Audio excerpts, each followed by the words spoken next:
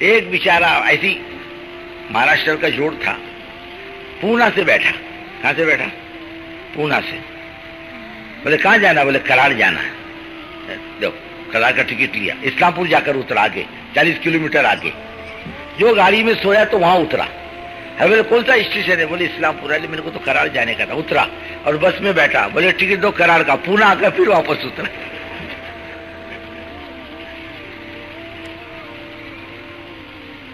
ایسے ہی نا بھائی؟ ارے بولو نا. ارے ہاتھی دیکھا نہیں دیکھا؟ ہاں اب آؤ. ایک ادھر سے ہاں بولتے، دوسرا کچھ بولتے ہی نہیں. ہاتھی جلدی کیوں تھکتا ہے؟ چلے گا، دائیں دیکھتا بائیں دیکھتا، دھیمے چلتا پہلے تو، اور پھر دھیمے چلنے کے بعد پلٹ پلٹ کے دیکھتا ہے میں کتنا چلا، میں کتنا بہت چلا، بہت تھک جاتا. اور اونٹ کو دیکھو تیز چلتا ہے، کبھی پلٹ کے دیکھتا نہیں. وہ یہ دیکھتا ہے منزل باقی کتنی ہے. بس جی دائی یہ نہیں دیکھتا ہوا کتنا، وہ دیکھتا منزل باقی کتنی ہے، آگے کام باقی کتنا ہے، میں نے اللہ کی بات کہاں تک پہنچائی. ابھی کام ہمارا رسم پر آ رہا دن بدن. ایک رسم، بس ایک رسم ہے بیچارے، جیسے صبح ہوتی ہے شام ہوتی ہے، بس ایسا ہمارا کام ہوتا ہے. صبح گشت کا دن آیا گشت کر لیا، تعلیم کا موقع آیا تعلیم میں بیٹھ گئے، بس ہمارا کام اتنا ہی رہ گیا. ہمارے اندر وہ دھن اور فکر نہیں آتی کہ یہ آنے والی جو بقیہ امت ہے وہ کیسے آئے، وہ نہیں آتی. ہم مجمع کو دیکھ کر خوش ہو جاتے ہیں، ارے بھائی کتنا بڑا مجمع ابھی باقی ہے، نہیں آیا، کب کیسے آئے گا. ہمارے بزرگوں پر اس کا غلبہ ہے، حضرت جی پر اس کا غلبہ ہے. یہ امت کیسے آئے، امت کے کانوں تک اللہ کی بات کیسے پہنچے. مولانا اظہار صاحب کو آپ نے دیکھا ہوگا کبھی پرانوں کی مجلس میں غصہ ہوتے ہوئے، ارے اللہ کے بندو کیا کر رہے ہو اپنے علاقے میں. ارے ایک مسلمان کو کم سے کم زندگی میں ایک دفعہ تو نماز پڑھا دو. وہ بھی نہیں ہوتا ہم سے. ہمارے دائیں بائیں آگے پیچھے کتنے اللہ کے بندے پڑے ہیں، ہم بالکل مستغنی ہیں ان سے. بس وہ اپنا لگا بندہ ہلکا ہے ملاقات کرنے لے جائیں گے، وہ جو اپنے خاص لوگ ہیں. عام مسلمانوں سے ملاقات کو نہیں لے جاتے. اس کو امت تک پہنچانا، اور کیسے پہنچانا ہے معلوم، کہ اللہ کے بندے کھڑے ہو جائیں اللہ کے دین کے کام کے لیے. ہمارے اور آپ کے پیچھے بڑھاپا ہے، بیماری ہے، نرم گرم ہے، ہم سارا کام تو نہیں کر سکتے. 2 آدمی 4 آدمی مل کر 10 آدمی مل کر پورے شہر پر محنت کر سکتے نہیں. جب تک کام بانٹو گے نہیں کام ہوگا نہیں. کام بانٹنا پڑے گا، کام بانٹ کر چلے گا. اور پھر بانٹنے میں اعتماد ہونا چاہیے ساتھیوں پر، بے اعتمادی نہیں ہونا چاہیے. کام کا محافظ تو اللہ، اس کی فکر مت کرو. کوئی گڑبڑ کرے گا اللہ چلنے نہیں دیتا، اس کے چکر میں مت پڑو. اصول اصول اصول کی بیماری پہ مت پڑو. بعض بتاؤ اصول کی بیماری میں کام کا ستیاناش کر دیتا ہے. یہ اصول وہ اصول، یہ دوسروں پر اصول فٹ کرتا، اپنے پر اصول فٹ نہیں کرتا. اصولوں کے جھگڑے شروع ہو جائیں گے. نہیں، بلکہ بزرگوں کام کی حفاظت تو اللہ کریں گے. کام کا مزاج غلط راہوں پر نہیں چلتا. جو چلے گا اس کو صحیح آدمیوں کو تو کھینچ کے لائے گا اپنے راستے پر. کام کھینچ کے لاتا ہے، نہ تو چھٹی کر دیتا بھاگ جا تیرے گھر. کام کا یہ مزاج ہے. اب دیکھو اتنا زمانہ ہو گیا بزرگوں کام کرتے ہوئے، ایک بات تجربے میں آئی کہ کام کرنے والا اگر تیری میری کرے، گروپ بنائے، عیب جوئی میں پڑے تو خدا اس سے کام نہیں لیتا. جا بابا جا، چھٹی تیری، جا اپنا کام کر، جا کھا لے کما لے جا، لیکن خدا دین کا کام نہیں لے گا. بیعت تو اللہ کی ذات ہے اور معصوم انبیاء علیہ السلام. آدمی میں نرم گرم ہے، عیب ہے، کمزوریاں ہے، کس میں نہیں؟ آئیے عبداللہ کلّہ علمہ، کون سا بندہ گنہگار نہیں ہے؟ کس میں کمزوری نہیں؟ ہم جتنے بیٹھے ہوئے ماشاءاللہ اس میں اکابرین بھی ہوں گے، کھڑے ہو کر بتلا دے میں نے زندگی میں کوئی غلطی نہیں کی. ہے کوئی ایسا؟ ہر ایک آدمی کمزور ہے. ایک مرتبہ ایک عالم کو، مولوی صاحب کو مولانا الیاس رحمۃ اللہ علیہ نے جماعت دی. اور جماعت گڑبڑی تھی. کیسی تھی؟ گڑبڑ والی جماعت تھی. وہ آگے جا کے گڑبڑ کرنے لگی. وہ مولوی صاحب جماعت لے کے نظام الدین واپس آئے. حضرت مولانا الیاس رحمۃ اللہ علیہ نے سمجھا بجھا کر پھر انہیں آگے روانہ کیا. وہ پھر آئے جھگڑ شگڑ کے, پھر سمجھا بجھا کے روانہ کیا. پھر آئے تیسری دفعہ, بولے حضرت کوئی اچھی جماعت دو. یہ کیا بگڑی ہوئی جماعت دے دی؟ فرمایا مولوی صاحب یہی مال آتا ہے اپنے پاس. کون سا مال آتا ہے؟ ایسے ہی اسی کو ٹھوک ٹھاک کے برابر کرنا ہے. ویسے اپنے کمپنی میں کیسے مال آنے والا؟ یہ بھنگار کا مال آنے والا. لیکن کمپنی اس کو دھو دا کے صاف صف کر کے دوا مار کر اس کو نکھار کے مارکیٹ میں لاتی ہے. بھنگار مال کو کیا کرتی؟ امت تو صدیوں سے بے دین پڑی ہے. یہ آئی یہ بگڑی ہوئی قوم. ایک جماعت آئی تھی ایک مرتبہ ایک صوبے سے, اچھی جماعت تھی. اس میں خان صاحب تھے. وہ بولتے تھے بس دنیا میں حق حلال ہم ہی لوگ کھاتے ہیں, دوسرا روزی کوئی حلال کی نہیں کھاتا, وہ حرام کی روٹی کھاتے ہیں. ہم حلال کی روزی کھاتا ہے بس. اب تم کون سی حلال کی روزی کھاتے ہو؟ بولے ہم افیم گانجے کا دھندا کرتا, ہمارا حلال کا مال ہے, باقی سب کا حرام کا. ایک دن امیر صاحب کا گریبان پکڑ لیا اس نے ہمارے مرکز پر. میں بیٹھا تھا, میں نے کہا امیر صاحب یہ کیا؟ تو اس کو دو آدمی بول کے دو تھپڑ مارے اس کو. نہیں بولے ایسا مت کرو, مارو گے بھاگ جائے گا, پھر بننے کا کوئی راستہ نہیں رہے گا اس کا. کون سنبھالے گا اس کو؟ امت تو ایسی بگڑی ہوئی ہے نہیں بگڑی ہوئی, گڑبڑ کرنے والی. یہ تو ہے ایسی, اسی کو ٹھوک ٹھاک کے برابر کرنا. ایک آیا کہنے لگا کہ جتنے دادا لوگ ہیں سب کی لسٹ دے دو میرے کو.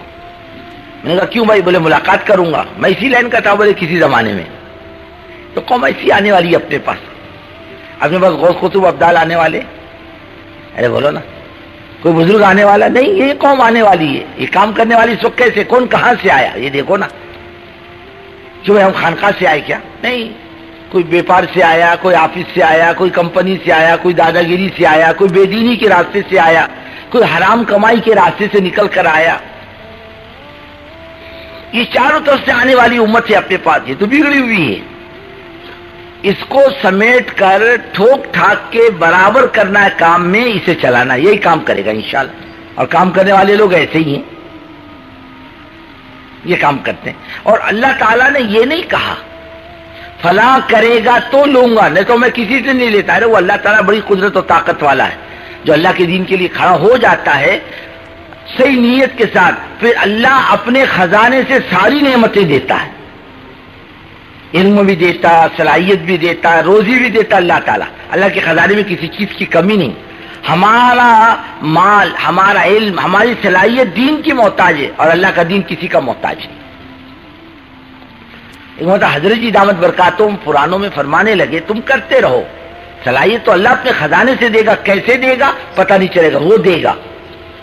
پھر کئی واقعات سنائے. اس میں ایک واقعہ یہ بھی سنایا, ایک جماعت کہیں پیدل سفر کر رہی تھی. اس میں ایک بستی پر سے گزر ہوا, وہ بستی مرتد بستی تھی, 100% مرتد ہو چکی تھی, سب مسلمانوں کی بستی تھی. تو ان لوگوں نے دیکھا مسجد ہے بستی میں, بند تھی. وہ پہنچ گئے. وہ بستی والوں نے کہا بھائی سب جاؤ آگے جاؤ, یا ٹریننگ دو, تمہارا کوئی تعلق باقی نہیں رہا. امیر صاحب نے کہا اتنی بے دردی سے تو بات مت کرو, ہماری بات سن لو. پڑ گئی تو بہت اچھا, نہیں پٹی تو کوئی زبردستی تو نہیں ہے. تمہیں تبلیغ والے ڈنڈا لے کے پھرتے کیا؟ ارے بولو نا, جو نہیں مانے گا تو بولے مانیں گے اس کو. نہیں سن لیا بہت اچھا, نہیں سنا تو خاموش. بولے کوئی دو بات ذرا ڈھنگ کی کہتے ہیں, سمجھ میں آئے تو کر لو, نہیں آیا تو ہماری کوئی زبردستی نہیں. تو مقامی لوگوں نے کہا ٹھیک ہے, اگر ہم کو نہیں پٹی تو ہم آپ کو ٹھہرنے بھی نہیں دیں گے یہاں پر. بولے چلو منظور, جاؤ ساری بستی کو جوڑو جا کر. اور ساری بستی کو جوڑا جا کر. امیر صاحب نے 2 رکعت پڑھی, نے کہا اللہ یہ بیچارے جنت میں جائیں گے, آپ کا کیا نقصان, اور یہ جہنم میں جائیں گے, آپ کا کیا نفع. اللہ نیک توفیق دے دے, کوئی راستہ کھول دے ہدایت کا. سب گاؤں جمع ہو گئے. امیر صاحب کھڑے ہو گئے. ہاں بولے کیا بولنا ہے تمہارا؟ بولے ہمارا دین سے کوئی تعلق باقی نہیں رہا. بولے ایسی جھوٹ بات مت بولو. بولے کیوں؟ ارے بھائی تمہارا باپ مسلمان تھا. بولے ہاں, ماں بھی مسلمان تھی, باپ بھی مسلمان تھا. بچپن میں تمہاری ختنہ ہوئی تھی کہ نہیں ہوئی تھی؟ بولے ہو گئی تھی. بولے اب تم جب تک ختنہ واپس نہیں کرتے دین سے نکل کر واپس نہیں جا سکتے. ہاں بولے یہ عیب تو اپنے میں عیب ہے، یہ کمزوری ہے. پڑھو سب کلمہ لا الہ الا اللہ محمد الرسول اللہ، ایک جھٹکے میں قوم ایمان میں داخل ہو. نہ قرآن نہ حدیث ہوتا نا ایسا.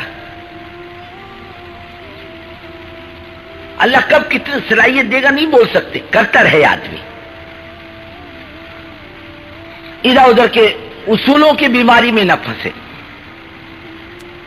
ایک مرتبہ ایک بستی میں حضرت کا سفر تھا، یہ 1969 کی بات.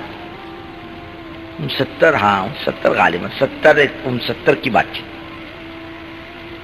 70 کا مسئلہ. وہاں کوئی بات ہی نہیں سنتا تھا، کوئی بستی جمع ہی نہیں ہوتی تھی. اب اس ساتھیوں نے سوچا، مشورہ نہیں اپنے طور پر سوچا. انہوں نے ایک کارڈ چھاپے، دعوت نامے، فلانے کو تاجر کو، فلانے ملازم کو، فلانے کو کہ فلانے مولوی صاحب باہر ملکوں کا سفر کر کے آئے، وہاں کی کارگزاری سنائیں گے، آپ حضرات تشریف لائیے، چائے پانی کی دعوت ہے. وہ ایک حال میں جمع کیا. سنی بات انہوں نے، ارے بولے یہ تو باہر ملکوں میں جاتے ہیں، یہاں کائے کو روکتے ان کو کام سے. اب کسی نے نظام الدین بات پہنچا دی، یہ فلانے علاقے والوں نے بے اصولی کی، کارڈ چھاپے، دعوت نامہ چھاپا، لوگوں کو جمع کیا، بات چیت کی. اللہ حضرت کی عمر میں برکت عطا فرمائے. حضرت مولانا عبید اللہ صاحب رحمۃ اللہ علیہ بھی تھی اس مجلس میں. مولانا نے کہا بھائی دیکھو، ہو سکتا ہے کہ ان سے کوئی غلطی ہوئی ہو، لیکن کیوں کیا یہ تو ذرا پوچھو. یہ غلطی کیوں کی انہوں نے، یہ بے اصولی کیوں کی، ذرا معلومات تو کرو، کوئی سبب ہوگا اس کا. تو بزرگوں دوستو، کام کا اپنا ایک مزاج ہے. اس لائن سے کام کو ہٹاؤ تو کام ہٹتا نہیں، اسی لائن پہ چلے گا. حفاظت کریں گے اللہ تعالیٰ. کام کے لیے ساتھیوں پر اعتماد کرنا، بھروسہ کرنا، کام کو آگے، ساتھیوں کو آگے بڑھانا، یہ تو بہت ضروری ہے. اصولوں کے جھگڑے میں نہیں پڑنا، تیری میری نہیں کرنا، کام آگے بڑھے اس کی فکر کرنا. یہ باتیں آدمی کی سمجھ میں کب آتی ہے؟ جب یہاں 3 دن کی مجلسوں میں آدمی جم کر بیٹھے، ہر مجلس میں شریک ہو. رہو گے نا بھائی؟ انشاءاللہ بھی ادھاری بول رہے سوتے سوتے. ارے بھائی رہو گے نا فکر کے ساتھ ہر مجلس میں؟ کوئی آدمی چلتا پھرتا نظر نہ آئے. یہاں مجلس ہو رہی اور ماشاءاللہ ادھر ادھر چل رہے، پھر اپنی بات چیت کر رہے، اپنا مذاکرہ چل رہے، السلام علیکم، اب یہاں بات چیت چل رہی، مسافے ہو رہے، معانقے ہو رہے، بات چیت ہو رہی. ایسا نہیں،